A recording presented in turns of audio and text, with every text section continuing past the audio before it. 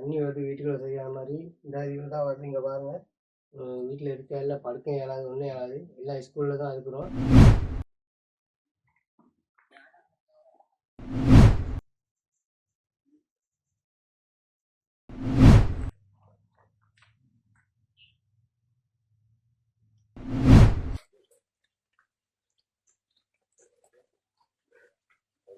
சட்டத்தை கீழ்ப்படியிலேருந்து நாங்கள் கலைக்கிறோம்.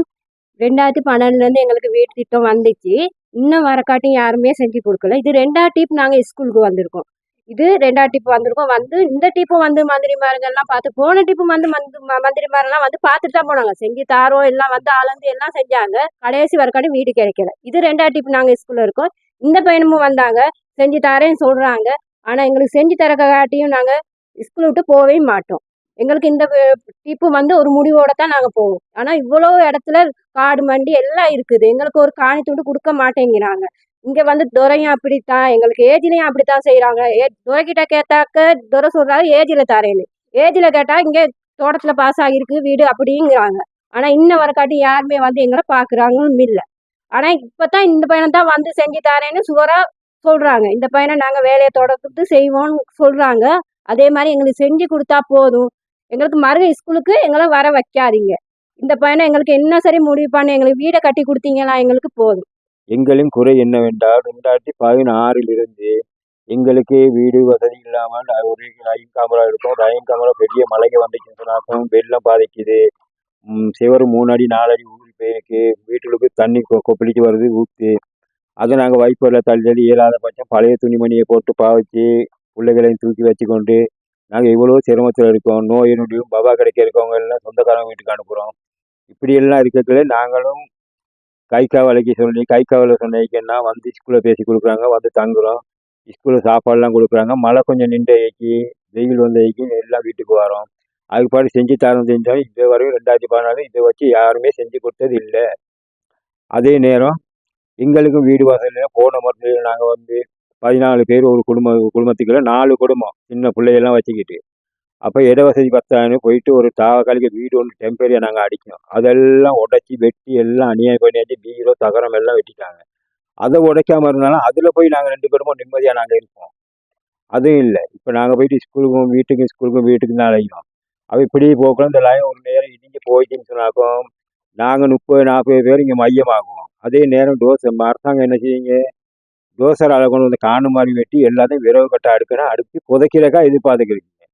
அதனால கவனத்துக்கு எடுத்து எங்கள் கவர்மெண்ட் ஜனாதிபதியிலேருந்து எம்பிமார்லேருந்து எல்லாமே சேர்ந்து கதைச்சி எங்களுக்கு ஒரு நல்ல ஒரு முடிவை தாங்க. எங்களை உயிரை பாதுகாக்கிறது உங்கள் கையில் தான் இருக்குது. எங்கள் உயிரை இழக்கிறதுக்கும் உங்கள் கையில் தான் இருக்குது. நீங்கள் தான் அதை பார்த்து ஒரு முடிவு ஒன்று சொல்லணும். தோட்ட நிர்வாகத்துக்கு சொன்னாக்கும் தோட்ட நிர்வாகம் கணக்கை எடுக்கிறது இல்லை.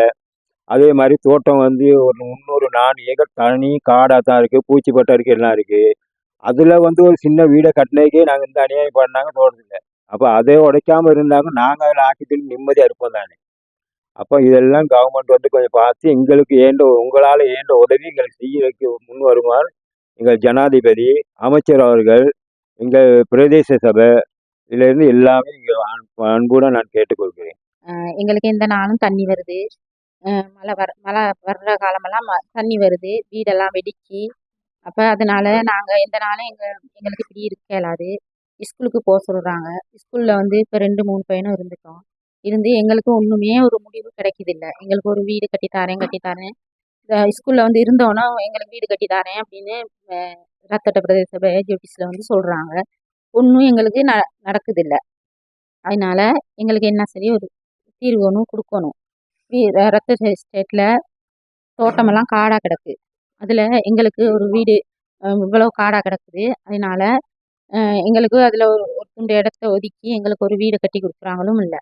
இப்படி இருந்து எங்களுக்கு எல்லாம் சின்ன பிள்ளைகளை கூட்டிகிட்டு வரோம், நோயாளிகளை கூட்டிகிட்டு வரோம்.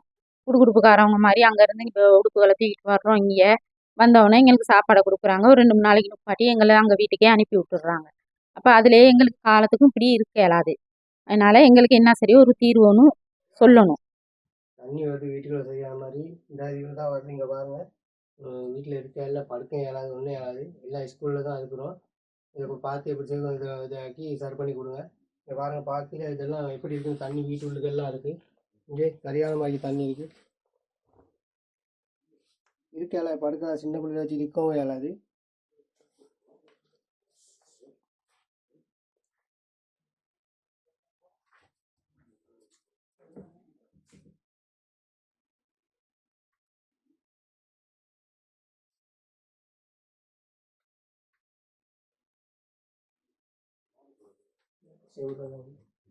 லைட்டு போட்டு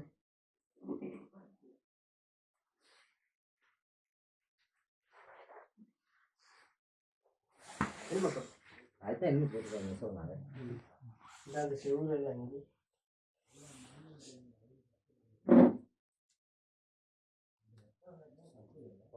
வீட்டுக்கு வீட்டுக்கு போயிட்டான். ஸ்கூலில்